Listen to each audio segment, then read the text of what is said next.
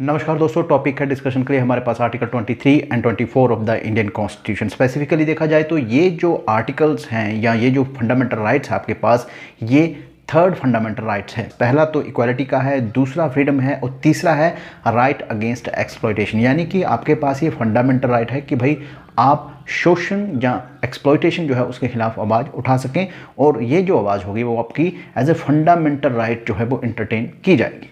अगर बात करें दोस्तों एक्सप्लॉयटेशन की, तो बड़ी ऑब्वियस सी बात है, जैसे हमारा इतिहास रहा है एक्सप्लॉयटेशन या शोषण जो था वो होता रहा है। तो जैसे कि मैंने आपको कहा कि इसमें आर्टिकल 23 और 24 जो है वो शामिल हैं। तो सबसे पहले चलिए डिस्कस करते हैं कि आर्टिकल 23 क्या है। आर्टिकल 23 का जो हेडिंग है वो कहता है prohibition of traffic in human beings and forced labour. यानी कि एक तो भाई जो ट्रैफिकिंग है ह्यूमन बींग्स के बीच उसको मना किया गया है, और दूसरी फोर्स्ड लेबर जो ज़बरदस्ती काम करवाना किसी से, उसको भी मना किया गया है। इसका क्लोज फर्स्ट जो है वो कहता है traffic in human beings and begar and other similar forms of forced labour are prohibited and any contravention of this provision shall be an offence punishable in accordance with law. यानी कि trafficking, बेगार और या फिर किसी तरह की फोर्स लेबर जो है उनको प्रोहिबिट किया गया है कि ये नहीं होंगी, और अगर कोई इसका अवहेलना या इसको वायलेट करता है तो उसके लिए पनिशमेंट होगी अकॉर्डिंग टू लॉ। क्लॉज 2 जो है इसका वो कहता है nothing in this article shall prevent the state from imposing compulsory service for public purpose and in imposing such services the state shall not make any discrimination on the grounds of religion, race, caste, class and any of them. यानी कि compulsory service, और वो ऐसी service करने के लिए आपको मजबूर भी कर सकते हैं क्योंकि वो कंपल्सरी सर्विस है। पर इसके साथ ये भी कहा गया कि ऐसा करते वक्त स्टेट जो है किसी तरह का डिस्क्रिमिनेशन ना करे। आर्टिकल 23 जो है दोस्तों ये सिटीजन्स को state as well as private person से बचाता है। यानी कि ना तो स्टेट ना कोई प्राइवेट पर्सन उसका शोषण या एक्सप्लॉयटेशन कर सकता है। और जहां तक बात है प्रोटेक्शन की, तो आर्टिकल 23 की protection citizen as well as non citizen दोनों को उपलब्ध है। तो चलिए सबसे पहले देखते हैं आर्टिकल 23 का क्लोज 1, जिसमें कहा गया है कि भाई जो ट्रैफिकिंग है वो नहीं होगी, फोर्स्ड लेबर नहीं होगी, या फिर और इस तरह की फोर्स्ड लेबर्स हो सकते हैं किसी भी रूप में, उनको भी प्रोहिबिट किया गया है। और अगर कोई इनको कंट्रावीन करता है यानी कि इनकी अवहेलना करता है तो उसको सजा दी जाएगी एज पर द लॉ, और इसके लिए जो पार्लियामेंट ने कानून बनाया भी है। तो दोस्तों बात आती है कि ट्रैफिकिंग इन ह्यूमन बींग्स, तो ये क्या है? तो इसका मतलब सीधा सा है कि जब इंसान को एक गुड्स वस्तु की तरह खरीदा या बेचा जाता है, इसमें इमोरल ट्रैफिकिंग जो वुमेन्स की होती है या फिर चिल्ड्रंस की होती है वो भी कवर करते हैं। इसी में दोस्तों स्लेवरी भी आती है, यानी दास प्रथा जिसे कहा जाता था। आपको पता है कि स्लेव खरीदे जाते थे, बेचे जाते थे। तो यहाँ पर जो स्लेवरी है उसको डायरेक्टली तो प्रोहिबिट नहीं किया गया है, बट इनडायरेक्टली उसको जब ट्रैफिकिंग की बात आती है तो बड़ी ऑब्वियस सी बात है, जो दास या सेव होते हैं उनको भी खरीदा बेचा जाता है, तो उनका प्रोहिबिशन जो इनडायरेक्टली यहाँ पर किया गया है। ट्रैफिकिंग से लेकर, कंपल्सरी लेबर से लेकर या फिर फोर्स्ड लेबर से लेकर जो प्रोविजन है वो आपको इंडियन पीनल कोड में भी देखने को मिल जाएंगी। और फोर्स्ड लेबर को इंटरनेशनल इंस्ट्रूमेंट में भी प्रोहिबिट किया गया है। Bonded labour system abolition act 1976 जो है हमारे यहाँ पर यानी कि हमारे देश में, वो बॉन्डेड लेबर को प्रोहिबिट करता है और उसको कहता है कि ये एक इलीगल ऑफेंस होगा। जहाँ तक एक और वर्ड है दोस्तों जो इस क्लॉज में आया है वो है बेगार। ये हिंदी का शब्द है जिसका मतलब होता है forced labour. PUDR versus Union of India 1982 में इसको डिफाइन किया था सुप्रीम कोर्ट ने, जिसमें कि ये कहा गया था कि लेबर और service which a person is forced to give without receiving any remuneration for it. यानी कि इस तरह की लेबर या सर्विस जो किसी को आप मजबूर करते हैं कि वो आपको दे और आप उसके लिए किसी तरह का उसको पेमेंट नहीं करते हैं। S Vasudevan versus SD Mittal AIR 1962 में भी इसको डिफाइन किया गया था, जिसमें कि ये कहा गया था it means making a person work against his will and without paying any remuneration. इसी तरह से Suraj Narayan versus state of MP 1960 में भी इसको डिफाइन किया गया था।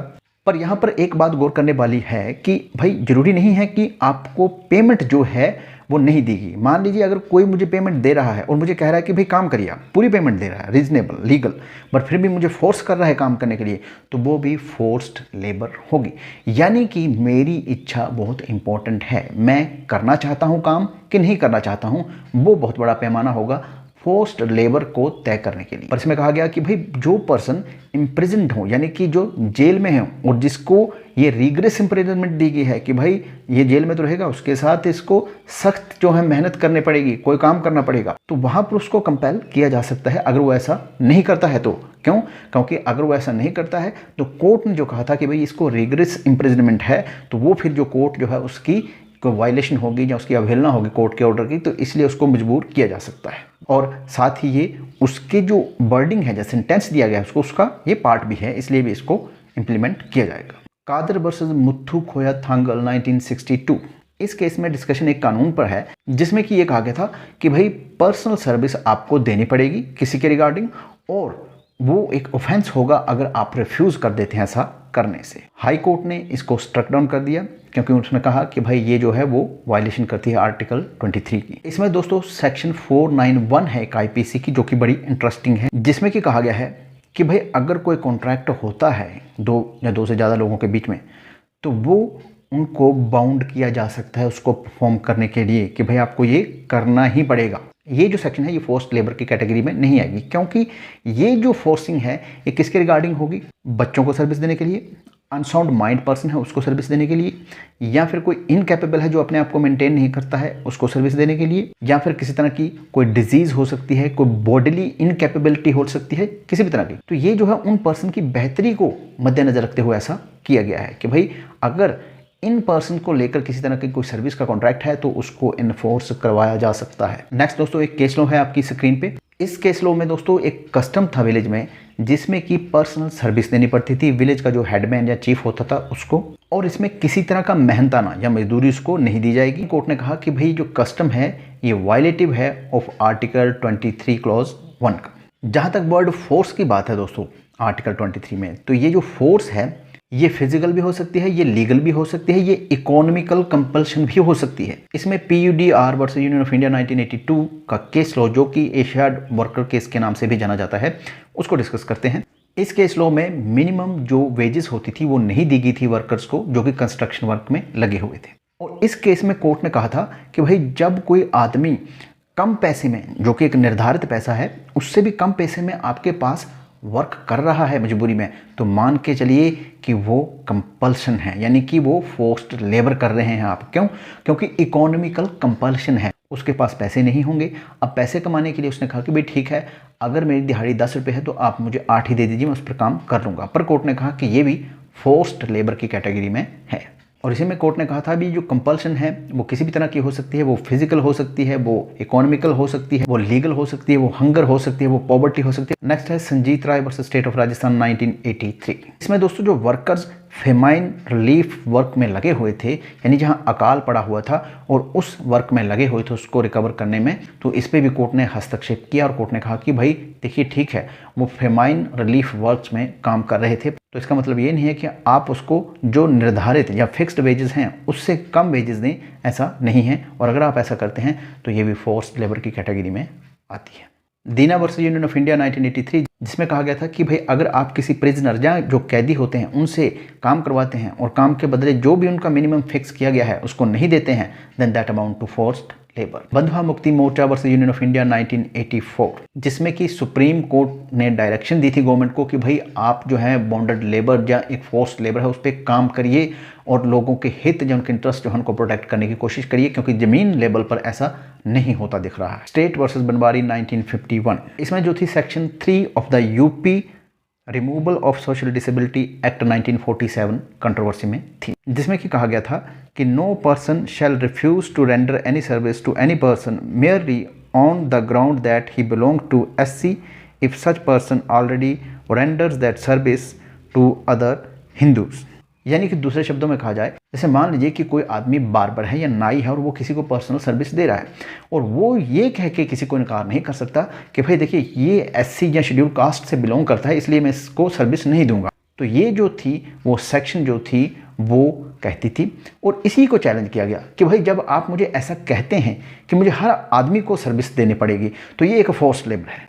तो इस पर कोर्ट ने कहा जी नहीं, ये फोर्स्ड लेबर की कैटेगरी में नहीं आती है, आपको लीगली इसलिए मजबूर किया जा रहा है ताकि भेदभाव जो है समाज में उसको खत्म किया जा सके। नेक्स्ट है दोस्तों क्लॉज 2 ऑफ आर्टिकल 23। अब ये जो क्लॉज है वो एक्सेप्शन है फर्स्ट क्लॉज की, जिसमें कि ये कहा गया है कि भाई स्टेट चाहे तो वो मजबूर कर सकती है आपको कुछ सर्विस देने के लिए, कुछ ऐसी इमरजेंसी सिचुएशन आती है। तो ये जो क्लॉज है वो एक्सेप्शन है क्लॉज 1 की। हाँ, यहाँ पर एक बात जो स्टेट को कही गई है, भाई जब भी आप इस तरह की सर्विस को इन्फोर्स करोगे तो उसमें किसी भी तरह का डिस्क्रिमिनेशन जो कि on the base of sex, colour, caste, creed जो है वो नहीं होना चाहिए। इसमें कंपल्सरी मिलिट्री सर्विस भी आ सकती है और सोशल सर्विस भी आ सकती है। नेक्स्ट है दोस्तों आर्टिकल 24, जिसमें कि कहा गया है prohibition of employment of children in factories etcetera.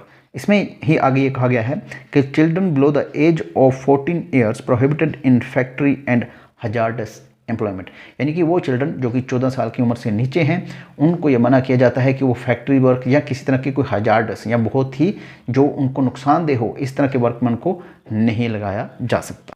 इसमें दोस्तों केस लॉ है हमारे पास PUDR versus Union of India, जिसमें कि ये कहा गया कि भाई जो कंस्ट्रक्शन वर्क है ये एम्प्लॉयमेंट ऑफ चिल्ड्रन एक्ट 1938 के शेड्यूल में मेंशन नहीं किया गया है, इसलिए कंस्ट्रक्शन वर्क जो है हम चिल्ड्रन से करा सकते हैं। बट कोर्ट ने इसमें मना किया। कोर्ट ने कहा कि भाई ठीक है इसको शेड्यूल में नहीं मेंशन किया है but still you can't do it because it is of hazardous nature, क्योंकि इसकी जो नेचर है वो हजार्डस है। Labourer working on Salal hydro project versus state of J&K 1984।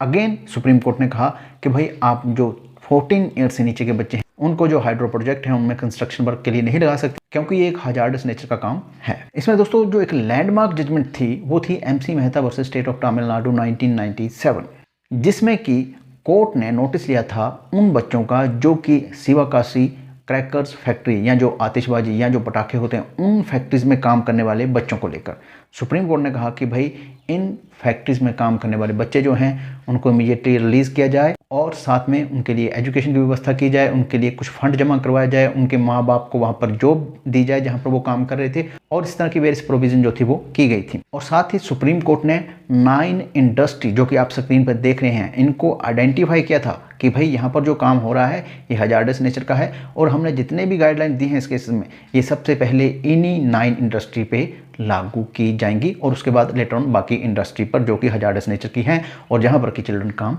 कर रहे हैं। तो यह है दोस्तों article 23 and 24 of the Indian constitution जो कि है संबंधित right against exploitations. Thank you very much.